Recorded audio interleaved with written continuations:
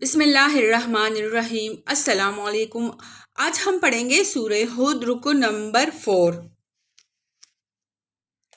نوح پر وحی کی گئی کہ تمہاری قوم میں سے جو لوگ ایمان لا چکے بس وہ لا چکے، اب کوئی ماننے والا نہیں ہے۔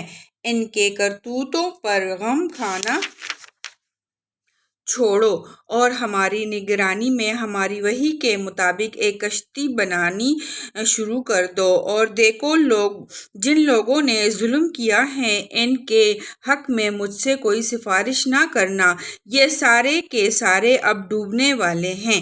نوح کشتی بنا رہا تھا اور اس کی قوم کے سرداروں میں سے جو کوئی اس کے پاس سے گزرتا تھا وہ اس کا مذاق اڑاتا تھا۔ اس نے کہا، اگر تم ہم پر ہنستے ہو تو ہم بھی تم پر ہنس رہے ہیں۔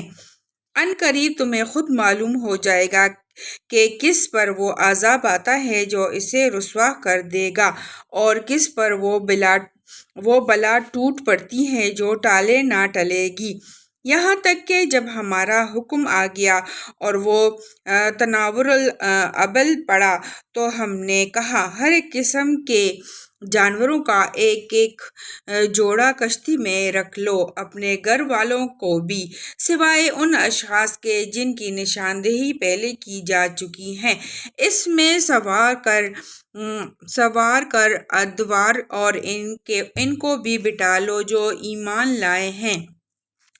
اور تھوڑے ہی لوگ تھے جو نوح کے ساتھ ایمان لائے تھے۔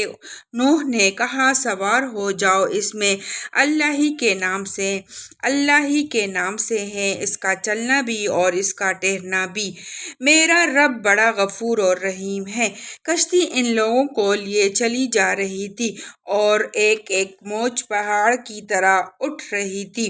نوح کا بیٹا دور فاصلے پر تھا۔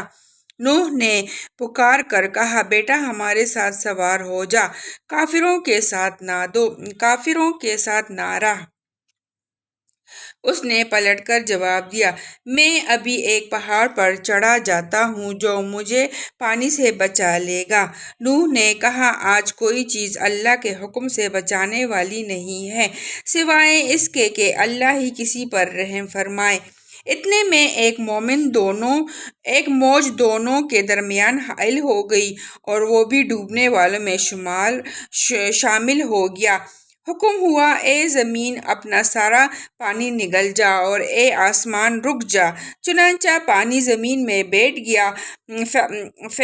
فیصلہ چکا دیا گیا، کشتی جو دے پر ٹک گئی۔ فیصلہ چکا دیا گیا، کشتی جو دے پر ٹک گئی، اور کہہ دیا گیا کہ دور ہوئی ظالموں کی قوم۔ نوح نے اپنے رب کو پکار کر کہا،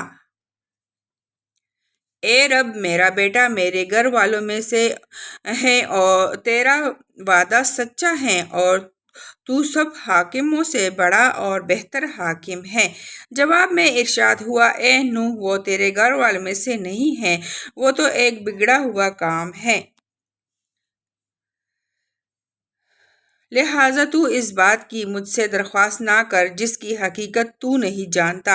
میں تجھے نصیحت کرتا ہوں کہ اپنے آپ کو جاہلوں کی طرح نہ بنا لے۔ نوح نے فوراً عرض کیا، اے میرے رب، میں تیری پناہ مانگتا ہوں اس سے کہ وہ چیز تجھ سے مانگوں جس کا مجھے علم نہیں۔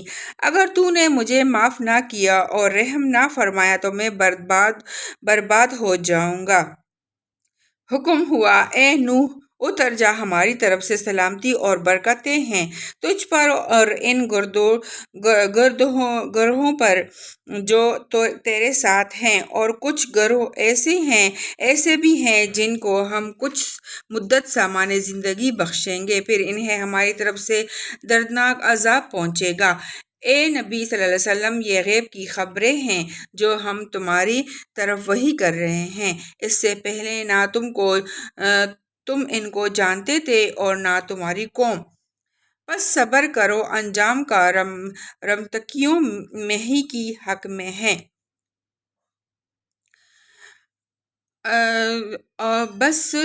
بس صبر کرو، پس صبر کرو، انجام کار متقیوں ہی کے حق میں ہے۔